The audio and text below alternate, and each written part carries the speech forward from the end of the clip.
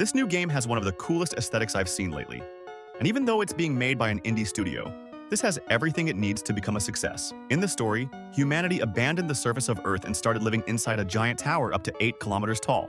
Basically, humans moved above the toxic clouds that covered the surface of the planet. And here's the detail. Down below, intelligent machines were placed in charge of keeping the world above running. But after a century, the machines down there simply stopped sending resources to the human world above. And that's where your character comes in. You are one of the volunteers chosen to descend to the surface of Earth and discover what actually happened after the machine revolution.